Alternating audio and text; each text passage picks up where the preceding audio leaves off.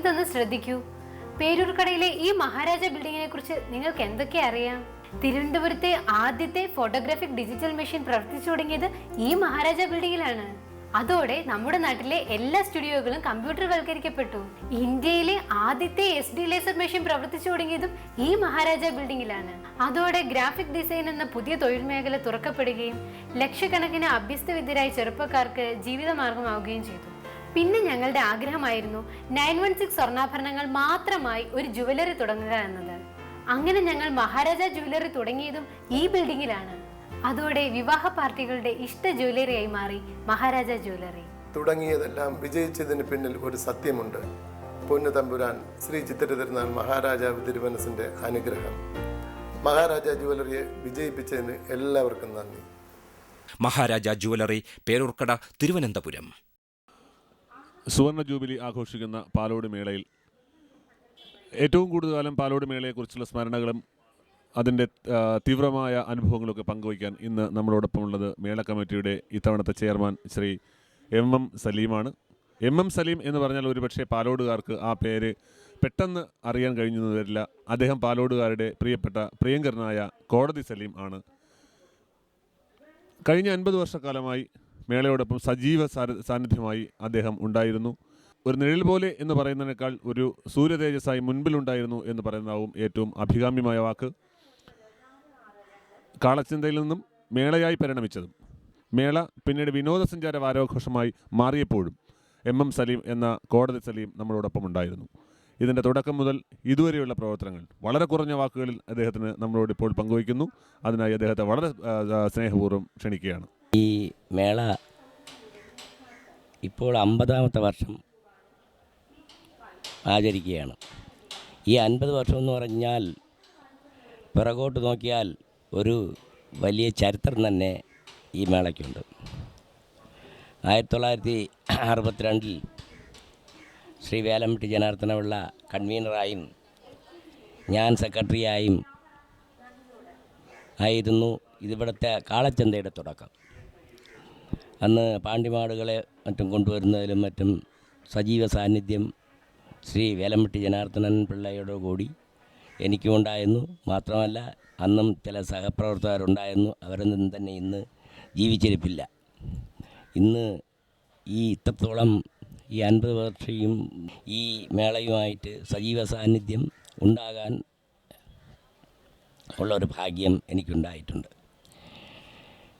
അത് കാളച്ചന്ത പോയി മേളയായി നമ്മുടെ ഈ പ്രദേശത്ത് ഈ ബസ് സ്റ്റാൻഡ് എന്ന് വേണ്ടി എടുത്തിട്ടിരുന്ന സ്ഥലത്ത് ഇത് നടത്തുമ്പോൾ ഒരു മേള എന്ന് പറയുന്നത്, പാലോട് മേള എന്ന് പറയുന്ന ഒരു പ്രത്യേകത ഇന്ന് തെക്കൻ കേരളത്തിൻ്റെ ഭാഗങ്ങളിൽ എവിടെ ചെന്നിരുന്നാലും അറിയപ്പെടുന്ന ഒരു മേളയായി മാറിയിട്ടുണ്ട്. അതിൻ്റെ സാന്നിധ്യത്തിൽ ഒരു ചെറിയ കൈ എനിക്കും ഉണ്ടായിരുന്നു. അതോടൊപ്പം തന്നെ ഈ നമ്മളെ സഹായിച്ച ഒരുപാട് ആൾക്കാർ ഇന്ന് ഈ ഇളം തലമുറയിൽ ഉണ്ട്. അവസാനമായി വന്നതിന് ശേഷം നമുക്ക് ഈ മഹാരാജ ജ്വല്ലറിയുടെ ഒരു സാന്നിധ്യം വളരെയധികം നമുക്ക് പ്രയോജനപ്പെട്ടിട്ടുണ്ട്. ശ്രീ രാജൻ നമ്മളോടൊപ്പം സഹകരിക്കുകയും ഈ മേളയ്ക്ക് വേണ്ടി ഒരുപാട് ത്യാഗങ്ങൾ അദ്ദേഹത്തിൻ്റെ ഭാഗത്തുനിന്ന് ഉണ്ടാകുകയും ചെയ്തിട്ടുണ്ട്. അതുപോലെ പത്രപ്രവർത്തന രംഗത്ത് മാത്രമല്ല, ഈ മേളയുമായിട്ട് ബന്ധപ്പെടുന്ന ചില കാര്യങ്ങളിൽ ശ്രീ അശോകൻ, എൻ്റെ നാട്ടുകാരനാണ്, അശോകൻ്റെ സാന്നിധ്യം വളരെയധികം പ്രയോജനപ്പെട്ടിട്ടുണ്ട്. അതുപോലെ തന്നെ ഓർമ്മ സ്റ്റുഡിയോ, ഇതിൻ്റെ എല്ലാം ചിത്രീകരണത്തിൽ ഓർമ്മ സ്റ്റുഡിയോ വളരെയധികം സഹകരണം നമുക്ക് വേണ്ടി തന്നിട്ടുണ്ട്. അദ്ദേഹം ഈ സ്റ്റുഡിയോ നടത്തുന്ന ഒരാൾ എന്നതിനുപരിയായിട്ട് ഈ മേളയ്ക്ക് വേണ്ടി സജീവ സാന്നിധ്യം അദ്ദേഹം നൽകുന്നുണ്ട്. ഇനി എനിക്ക് പറയാനുള്ളത്, അടുത്ത തലമുറയ്ക്ക് വേണ്ടി ഈ മേള വിടുന്നു. വാക്കുകൾ ഇടമുറിഞ്ഞാണ് അദ്ദേഹം നമ്മളോട് ഈ സംസാരം ഇപ്പോൾ അവസാനിപ്പിക്കുന്നത്. വരും തലമുറയിലേക്ക് മേളയുടെ ദീപം കൈമാറുന്ന കാര്യത്തെക്കുറിച്ച് ചിന്തിക്കുന്ന വേളയിലും അദ്ദേഹത്തിന് മേളയുടെ നല്ല കാലത്തെ സങ്കല്പങ്ങൾ വിത്തും വിളവും വിതപ്പൊലിപ്പാട്ടുമായി നടന്ന നല്ല കാലത്തിൻ്റെ സ്മരണകളെന്നുമാണ് അദ്ദേഹം കാർഷിക സമൃദ്ധി കണ്ടറിഞ്ഞും ഉണ്ടറിഞ്ഞും നിന്ന കാലത്തിൽ നിന്നുമാണ് അദ്ദേഹം ഈ നന്മയുള്ള നല്ല കാലത്തേക്ക് പാലോട് മേളയിലേക്ക് അദ്ദേഹം വരുന്നത്. അദ്ദേഹത്തിൻ്റെ വാക്കുകൾ ഗദ്ഗതകണ്ഠനായി ഈ വേളയിൽ മുറിയുന്നത് ഒരു നല്ല കാലം മനസ്സിൽ സ്വപ്നം കണ്ടുകൊണ്ടാണെന്ന് നമുക്ക് പ്രതീക്ഷിക്കാം. പാലോട് മേള ശ്രീ എം സലീം പറഞ്ഞതുപോലെ തന്നെ ഒരു കൂട്ടായ്മയുടെ, തെക്കൻ കേരളത്തിൽ തന്നെ ഏറ്റവും വലിയൊരു കൂട്ടായ്മയുടെ മേളയാണ് പാലോട് മേള.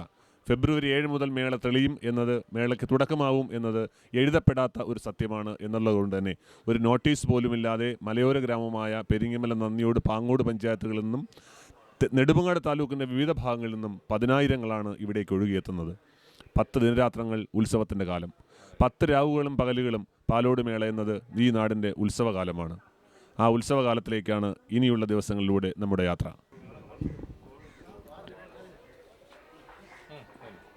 50 വർഷത്തെ പാലോട് മേളയിലെ ഏറ്റവും ചരിത്രങ്ങൾ പറയാനുള്ള ശ്രീ സലീം അവർക്ക് Maharaja jewellery and colour ലാബിൻ്റെ സ്നേഹോപഹാരം.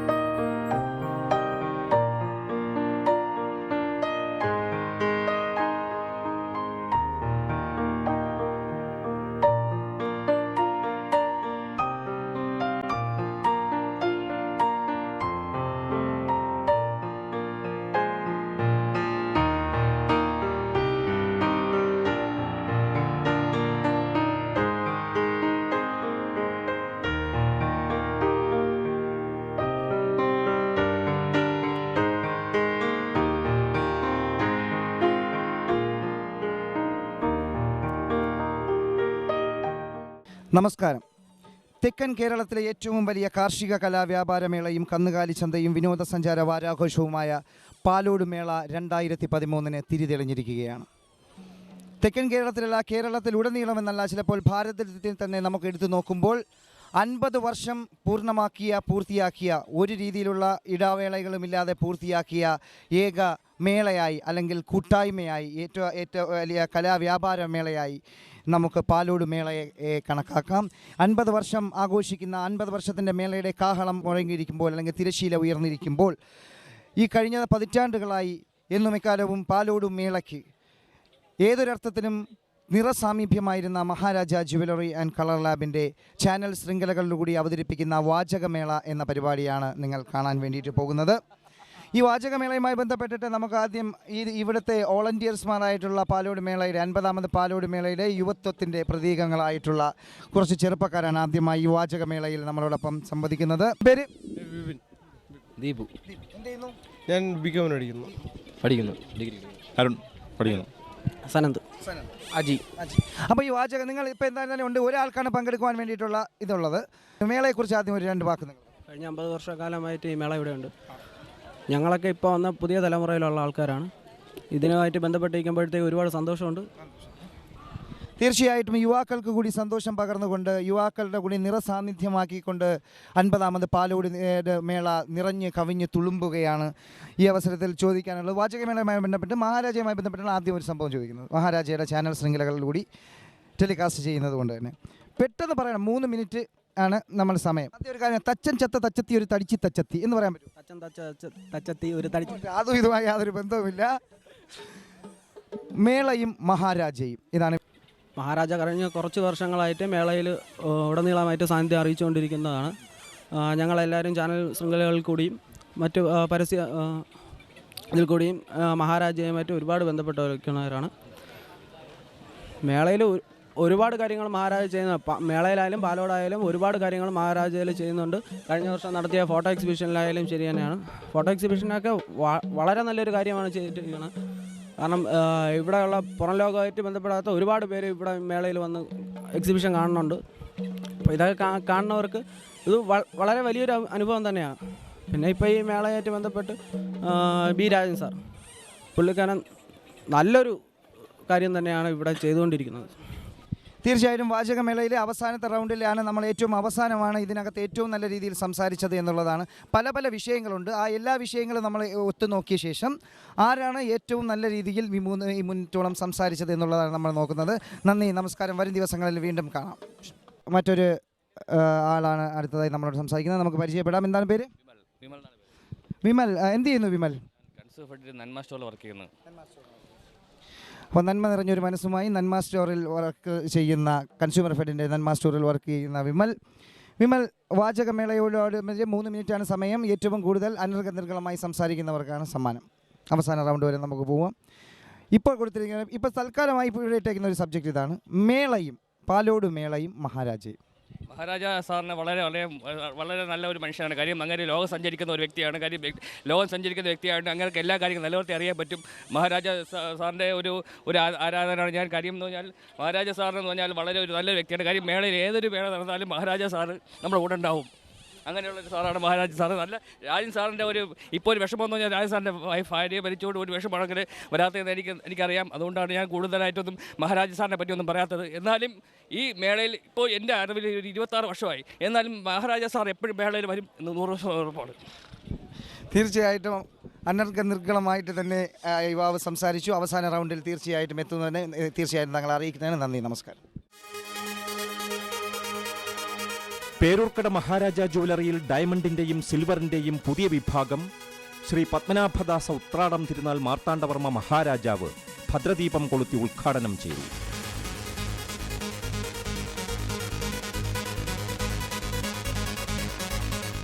Asked me ഡയമണ്ടിന്റെ ലോകോത്തര ശേഖരവും 916 വെള്ളിയാഭരണങ്ങളുടെ പുതുപുത്തൻ കളക്ഷൻസും മഹാരാജ ജുവലറിയിൽ എത്തിക്കഴിഞ്ഞു.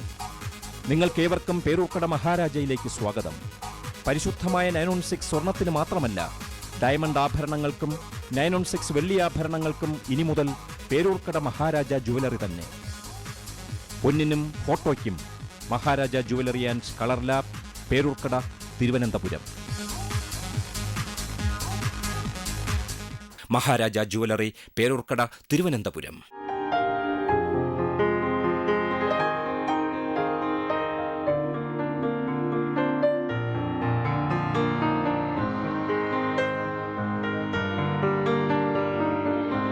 കയ്യിൽ കളിപ്പാട്ടവും മുഖത്ത് പുഞ്ചിരിയും സന്തോഷവുമായി ഒരു കുടുംബം മഹാരാജ ജ്വല്ലറിയുടെ വാചകമേളയിൽ പങ്കെടുക്കുവാൻ എത്തിച്ചേർന്നിരിക്കുകയാണ്. ഈ പരിപാടി പാലോട് മേളയ്ക്ക് വേണ്ടി സ്പോൺസർ ചെയ്തിരിക്കുന്നത് Maharaja jewellery and colour lab പേരൂർക്കടയാണ്. ഓരോരുത്തരായിട്ട് നമുക്ക് പരിചയപ്പെടാം. ഒന്ന് ഊത്തിക്കോ. ഞാൻ പറഞ്ഞില്ലേ, കയ്യിൽ കളിപ്പാട്ടവുമായി മുഖത്ത് സന്തോഷവുമായി കുട്ടികൾ എത്തുന്ന മേളയായി പാലോട് മേള മാറിയിരിക്കും. എന്താ ചേച്ചി പേര്? ഷീജ, സജി, കുഞ്ഞുമോൻ, ഷീബ, അജിൻ. കൊച്ചുമോളെ പേരോ? നിരഞ്ജന.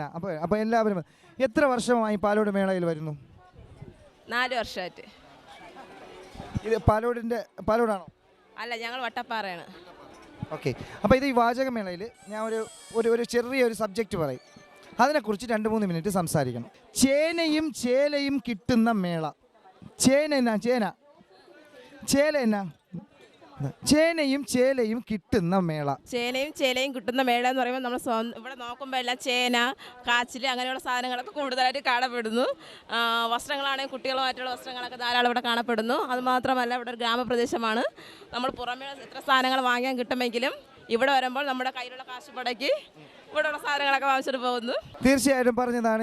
നമുക്ക് പുറമേ നിന്ന് എന്തെങ്കിലും വാങ്ങിക്കാനുള്ള അവസരം ഉണ്ടെങ്കിൽ ഈ മേളയിൽ വന്ന് വാങ്ങിക്കുമ്പോഴത്തേക്ക് ഒരു സന്തോഷമുണ്ട്. ചേനയും ചേമ്പും കാച്ചിലും ഒക്കെ കാണുവാനും അതോടൊപ്പം തന്നെ കുട്ടികളുടെ സന്തോഷവും ചേലയും എല്ലാം വാങ്ങിക്കുവാൻ വേണ്ടിയിട്ട് ഈ കൂട്ടായ്മ ഉപയോഗിക്കുന്നു എന്നാണ് സഹോദരി പറഞ്ഞത്. നമുക്ക് കാണാം. ഓക്കെ.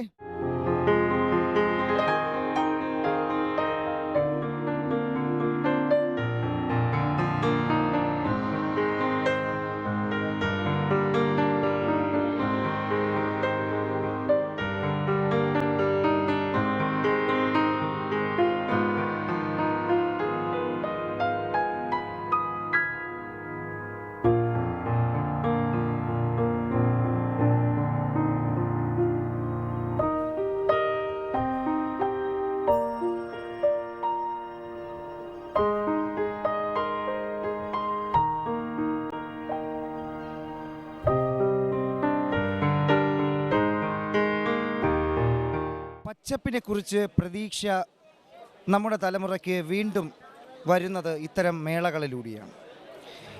പാലോട് മേള 2013 ഏറ്റവും കൂടുതൽ ജനങ്ങൾ ശ്രദ്ധിക്കുന്ന ഒരു സ്റ്റാളാണ് കാർഷിക പ്രദർശന സ്റ്റാളായ ഈ ജൈവ കൃഷിയുമായി ബന്ധപ്പെട്ട് ശ്രീ റോബിൻസണും തങ്കപ്പൻ ഇടിഞ്ഞാറും അവர்களுം ഒക്കെ അവരുടെ കാർഷിക ഫലങ്ങളും അതായത് കാർഷിക വിഭവങ്ങളുമായി ഈ നടത്തുന്ന സ്റ്റാളാണിത്.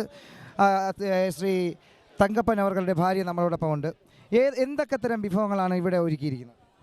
ഇവിടെ കപ്പ, കൊല, മരിച്ചിനി, പാക്ക്, ചേന. ഈ പഴയതുപോലുള്ള വരുമാനം ഇപ്പോഴത്തെ കാർഷിക വിഭവങ്ങൾ വിൽക്കുമ്പോഴോ അല്ലെങ്കിൽ അത് ഉൽപ്പാദിപ്പിക്കുന്ന വഴി ഉണ്ടോ? ഇല്ല, നഷ്ടത്തിലാണ്. എന്നാൽ ഇത്തരം സ്റ്റാളുകളിൽ പ്രദർശിപ്പിക്കുന്നത് വഴി നല്ല ഒരു അഭിനന്ദനങ്ങൾ ലഭിക്കാറുണ്ടോ? നമുക്ക് ഇവിടെ നിന്ന് നല്ല ഇതൊക്കെ കിട്ടുന്നുണ്ട്. ആൾക്കാരൊക്കെ നല്ലത് പറയും, നല്ല അഭിപ്രായം പറയുന്നുണ്ട്. പിന്നെ അവർ വന്ന് ഇവിടെ കൊണ്ടുവരാൻ അവരെ ഉത്സാഹിക്കുന്നുണ്ട്, എല്ലാം ചെയ്യുന്നുണ്ട്.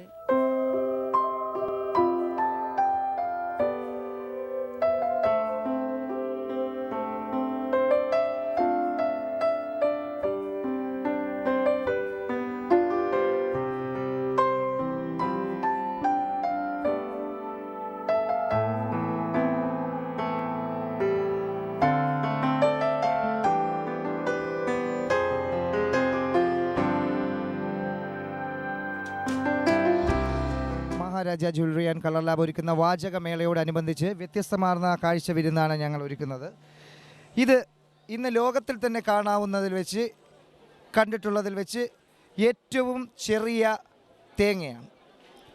ഇത് ഒരു തേങ്ങ മാത്രമല്ല, ഈ ഒരു കുലത്തിൽപ്പെട്ട തേങ്ങയാണ്. ലക്കിടി മൈക്രോ ലക്ഷദ്വീപ് എന്നാണ് തേങ്ങ പറയുന്നത്. ഈ തേങ്ങ ഇവിടെ കൊണ്ടുവന്ന് ഇവിടുത്തെ ലക്ഷോപലക്ഷം വരുന്ന ഈ മേളയിലെ വരുന്ന ആൾക്കാർക്ക് പരിചയപ്പെടുത്തിയത് ശ്രീ റോബിൻസൺ അവളാണ്. ഈ തേങ്ങയെക്കുറിച്ച് ഒന്ന് പറയാം. ലക്ഷദ്വീപിൽ വിളയുന്ന ഒരു ഇനമാണ്. ഇപ്പോൾ കേരള മണ്ണിൽ ധാരാളമായി പിടിക്കുന്നുണ്ട്. ഇതിൻ്റെ തൈ കിട്ടാൻ വളരെ ബുദ്ധിമുട്ടാണ്. കൊപ്രയെക്കാളും ഇതിൻ്റെ അളവും കേരളത്തിലെ അളവും വെച്ച് നോക്കിയാൽ ഏറ്റവും കൂടുതൽ എണ്ണ കിട്ടുന്നത് ഈ ലക്കിടി മൈക്രോ ലക്ഷദ്വീപ് എന്ന ഈ ഇത് തേങ്ങയിൽ നിന്നാണ്. താങ്കൾ ഇവിടെ പ്രദർശിപ്പിച്ചിരിക്കുന്ന മറ്റ് പ്രദർശന വസ്തുക്കളെ കുറിച്ചൊന്ന് പറയും. കാച്ചിലുണ്ട്, ചേനയുണ്ട്. പ്രത്യേകത എന്ന് പറയുമ്പോൾ വലിപ്പവും വെയിറ്റുമാണ് അതിൻ്റെ പ്രത്യേകത. സദാ കൃഷിയാണ്. അതിൽ ചാണകം, ചാമ്പൽ, ആട്ടുരം, തേയിലക്കൊത്തുകൾ, പിന്നെ കോഴിക്കാരം ഉപയോഗിക്കുന്നുണ്ട്. നടുന്ന സമയത്ത് അടിവളം എന്ന രീതിയിൽ എല്ലുപൊടി ചേർക്കുന്നുണ്ട്. ഇത്ര ഈ വളപ്രയോഗം മാത്രമേ ഉള്ളൂ.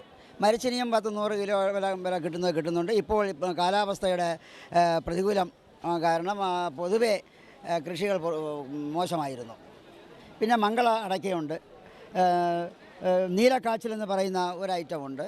അത് പോയിട്ട് മുക്കിഴങ്ങ്, നനകിഴങ്ങ്, കസ്തൂരി മഞ്ഞൾ, ഇങ്ങനെ തുടങ്ങിയ കാർഷിക ഉൽപ്പന്നങ്ങളാണ് ഞാനിവിടെ പ്രദർശനത്തിൽ വെച്ചത്. മഹാരാജയിൽ നിന്നും പല പ്രാവശ്യം എനിക്ക് ക്യാഷ് അവാർഡുകളും ഫോട്ടോകളും മറ്റു അംഗീകാരങ്ങളും കിട്ടിയിട്ടുണ്ട്. കഴിഞ്ഞ 50 വർഷത്തെ മേളയിലെ 6 വർഷം തുടർച്ചയായിട്ട് കാർഷിക ഉൽപ്പന്നങ്ങൾ പ്രദർശിപ്പിച്ച റോബിൻസൺ അവർകളാണ് നമ്മളോട് സംസാരിച്ചത്. തുടർന്നും വ്യത്യസ്തമാർന്ന കാഴ്ചകളുമായി മഹാരാജ വാചകമേള. മഹാരാജ വാചകമേളയിൽ ഇത്തവണ നമ്മളോടൊപ്പം മറ്റൊരു കുടുംബമാണ് അടുത്തതായി ഉള്ളത്. പരിചയപ്പെടാൻ പ്രശാന്ത്, അശ്വതി, അപ്പോൾ എവിടെ ഒരാൾ ഒളിച്ചിരിക്കുന്ന ആരാ? ഓക്കെ, നമ്മൾ മഹാരാജ വാചകമേളയാണ്. വാചകമേളയിൽ ഇപ്പോൾ എന്താണ് കൊച്ചു കുട്ടികളടുത്ത് വലിയ വലിയ കാര്യങ്ങളൊന്നും ചോദിക്കാൻ പറ്റില്ല. മോൻ അറിയുന്ന ഒരു കൊച്ചു വിഷയത്തെക്കുറിച്ച് തന്നെയാണ് ചോദിക്കുന്നത്. ചോദ്യം ഇതാണ്: മുട്ടയെക്കുറിച്ച് 3 മിനിറ്റ് പറയാം. വാചകമേളയിൽ ഒറ്റ വാചകത്തിൽ ആണ് പ്രതികരിച്ചത്. മുട്ട ഒരു പോഷകാഹാരമാണ് എന്ന രീതിയിലാണ്. മഹാരാജ വാചകമേള തുടരുന്നു. മേളയിൽ കാർഷിക ഉൽപ്പന്നങ്ങൾ പോലെ തന്നെ ശ്രദ്ധേയമായിക്കൊണ്ടിരിക്കുന്ന മറ്റൊരു സ്റ്റാളാണ് മൈത്രിയുടെ ബുക്സ്. അതിൽ തന്നെ നമുക്ക് വാചകമേളയുമായിട്ട് ബന്ധപ്പെട്ട് സംവദിക്കുവാൻ പറ്റിയ ഒരു സഹോദരി നമ്മളോടൊപ്പമുണ്ട്. ചിന്തയുടെ സബ് എഡിറ്റർ, ചിന്താ മാസികയുടെ സബ് എഡിറ്റർ കൂടിയായിട്ടുള്ള സഹോദരിയെ നമുക്ക് പരിചയപ്പെടാം. വരൂ പ്ലീസ്. മായ, ഇത് ആദ്യമായിട്ടാണോ പാലോട് മേളയിൽ വരുന്നത്?